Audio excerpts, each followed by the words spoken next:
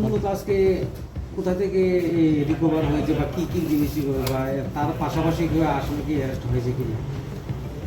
আজকে আমরা একটা গোপন খবরের ভিত্তিতে জাজ্জারিয়া বানিয়াছড়া এলাকায় সঞ্জয় বিশ্বাসের বাড়ি থেকে প্রায় 33 কেজি শুকনো গাঁজা উদ্ধার করি এবং ওনাকে বাড়ি থেকে অ্যারেস্ট করি এবং এই মামলায় একটা এনডিপিএস কেস রেজিস্টার করা হয়।